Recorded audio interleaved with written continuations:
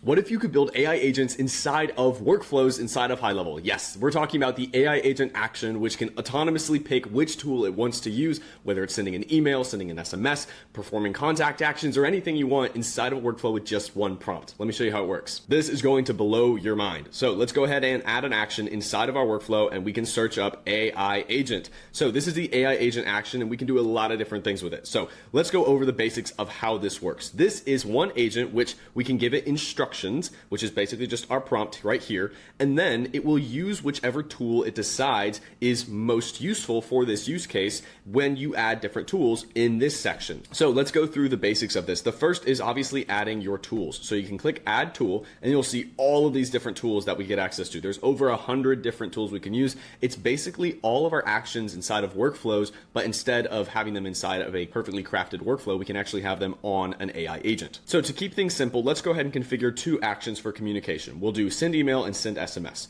If we click send email, we will then have the ability to either toggle on or off the from name, from email, subject, and message. So instead of us configuring exactly what these would be inside of a regular send email action, the AI agent will configure exactly what these should be. Let's say we have a dedicated from email we want to use too, we can do that as well, or we can use custom values also inside of this section. So if we have an email for our account, as we can do here, we can include just like that. And then the AI can determine what the subject and the message will be. So just like any regular email action, we can set that up. And then this will be added as a tool to the AI agent action. Let's go ahead and add another one. Let's go ahead and do a send SMS. When we do this, we can toggle on or off the message section. If we want the AI to fill in the message, obviously we do. So we'll keep that on and then we'll click save. It's as easy as that to add any tool you want. Now, whenever you set this up, the AI agent will determine which one of these to use based on the instructions. So there's a couple of different templates to go over some use cases as well. So instead of building one from scratch, let's check out some of the templates that HighLevel has for us.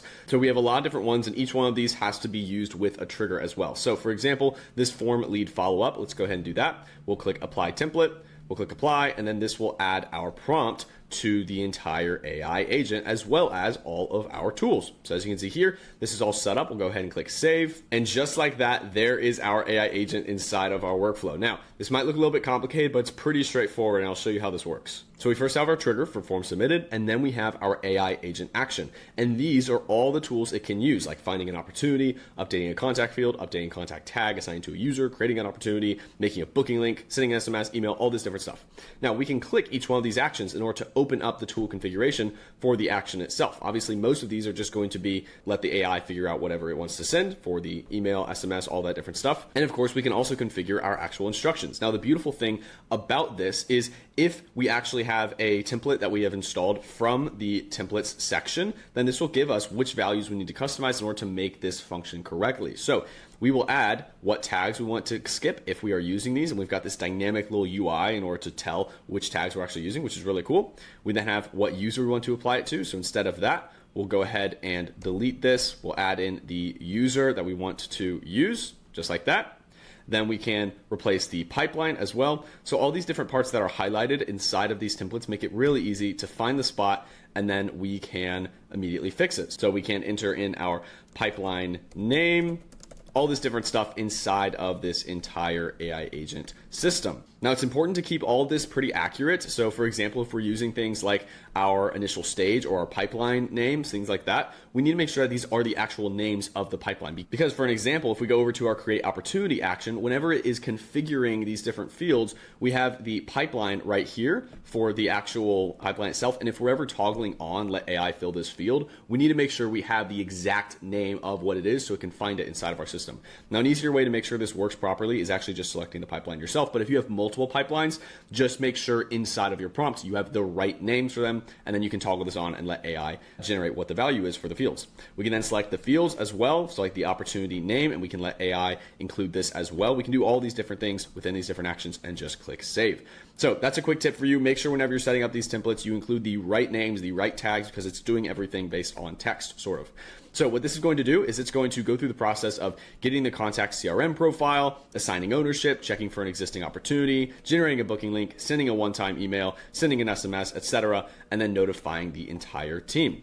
Now, some more details you can configure on your AI agent action. You can, of course, configure what model you're using for this. Currently, these are all OpenAI models. You can select which one you want to use, like GPT 5.2, 5.1, Nano, etc. And then at the bottom, under advanced options, we can also configure conversation memory. This is really helpful if the same conversation goes through the workflow. So if it goes through it once and you make an opportunity for them, you want to make sure you turn this on. So that way, if they go through it again, it doesn't like make another opportunity. So that way it knows to update the opportunity and stuff like that.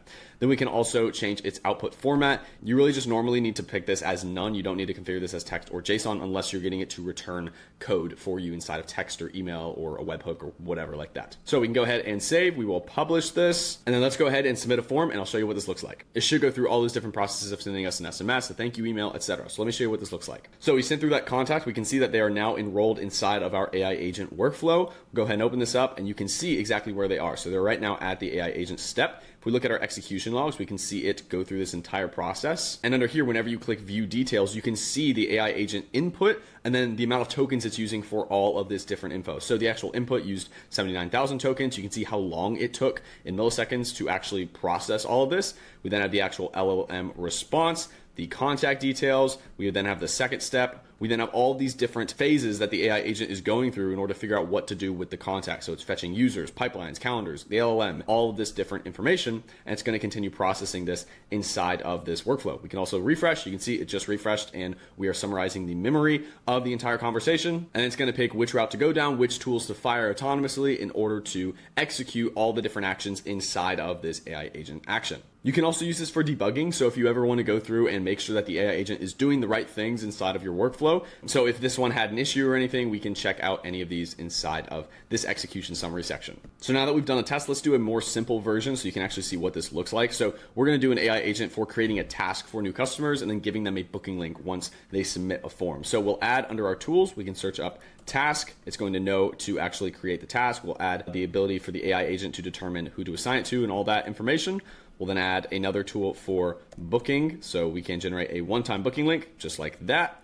We'll go ahead and let it decide what calendar, and then we can click save, and that should be good. It can do both of these actions. Now, it's also important to note inside of your AI agents, if you want to add on more actions, you can just click the plus button and this will open up the tools in order to add more tools. And if you want to add actions afterwards, the AI agent, you can click the one on the right, and then you can add additional actions to happen at the end of the actual AI agent processing. So now that we have this set up with a very, very simple version, let's go ahead and submit that form again. And there we go. We've got our second execution. It's going to start running, and then we can, of course, refresh and watch it go through this process. So it's automatically going to fetch our calendars. We added a calendar for this account, so that way we can see the different calendars, and now it's going to go through this process. It's going to generate that one-time booking link, so just use that tool. You can see it used it successfully, and then we are going to go ahead and see that it is adding a task. Now, what's really cool here is you can actually see it failed the ability to add a task because it didn't find an assigned user. So what it's going to do is it's actually going to use its knowledge in order to fetch users and find users to assign to the contact, even though we didn't really give it that instruction. So it can take the kind of nuance of these different scenarios